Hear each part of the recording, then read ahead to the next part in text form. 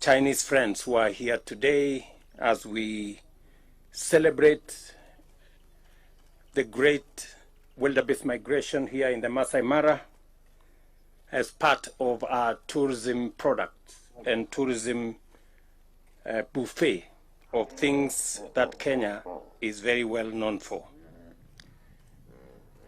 As you can hear in my background, there is quite a bit of activity there with our waterbucks and hippos and many things in the Mara River.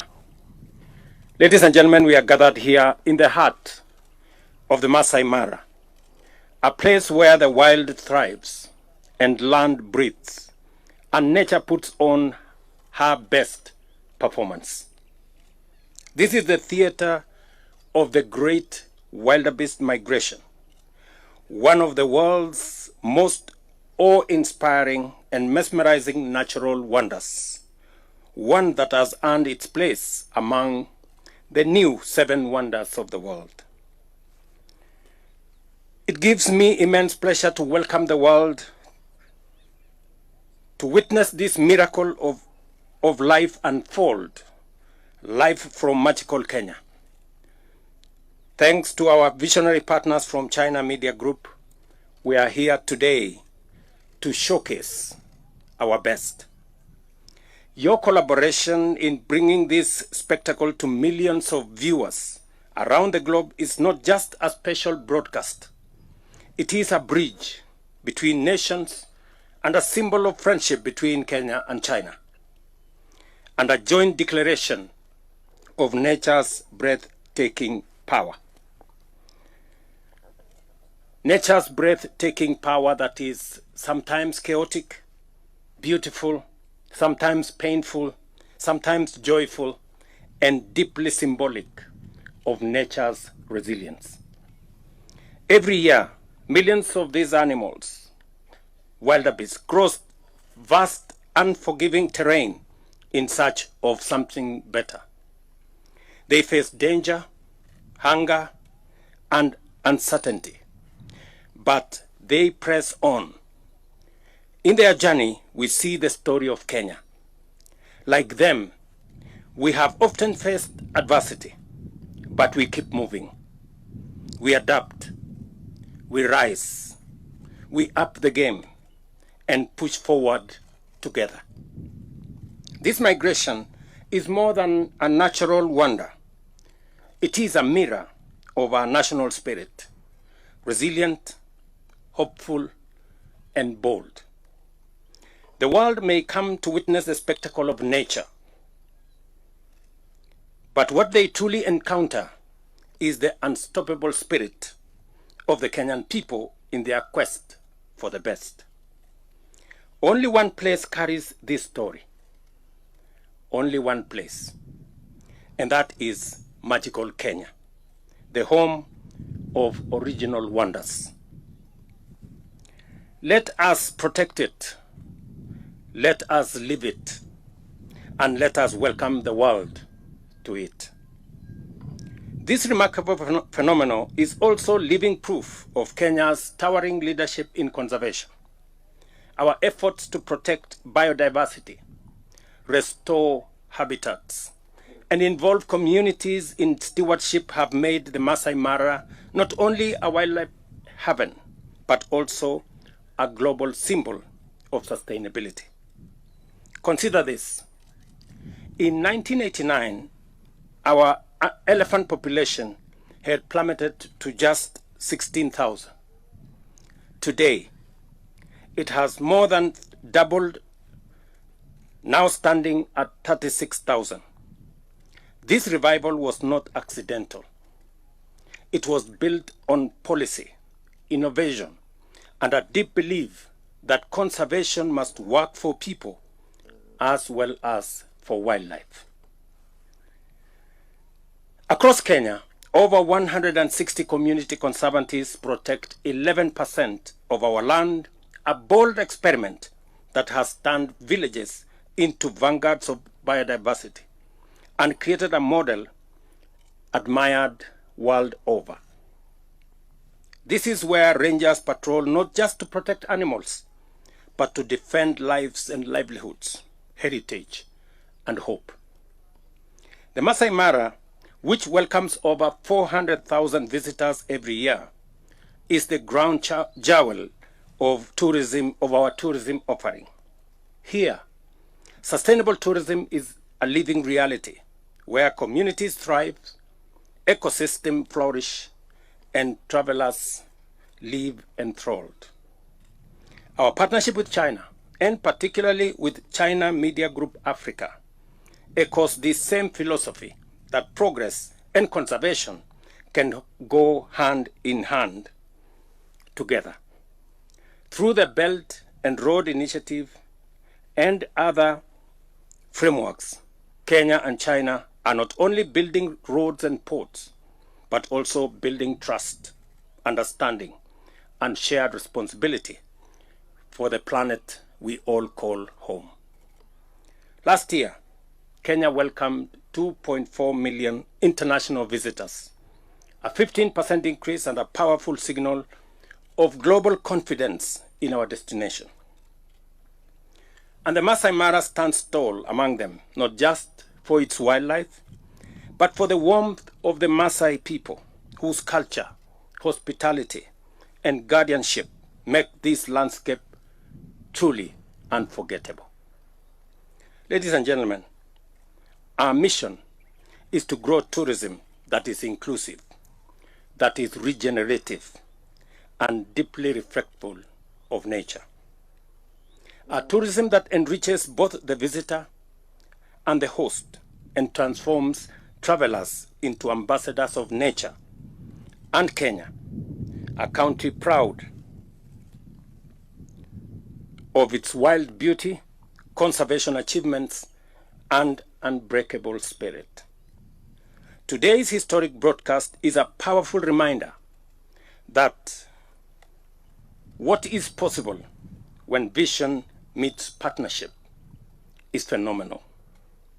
It is also a call to the world to travel with purpose, to preserve what is precious, and to pass on a healthier planet to future generations. To our friends across China, and to all watching around the world, I invite you to explore our treasures from the thundering hoofs of the Maasai Mara to the calm shores of our coast, from snow-capped peaks to sunlit savannas. Kenya is open, radiant, and ready to share her soul with the rest of the world. Finally, and with deep appreciation, it is now my honor to declare the 2025 Great Wildebeest Migration Global Live Coverage officially open. Asante, sheshe, and thank you very much. Thank you, Your Excellency. With your permission, we have two questions from the lovely lady. She'll start by introducing herself, then tell us which media house you represent, and straight to your two questions. I could request that you combine the questions, then His Excellency can handle them together. Welcome.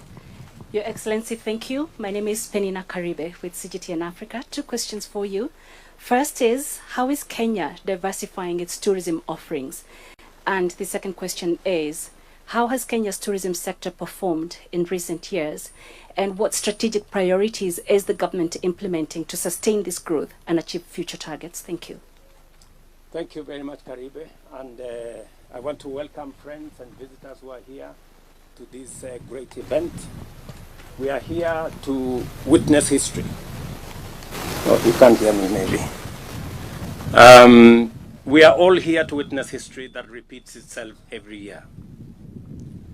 And as I have said, we have a very diversified tourism product in Kenya.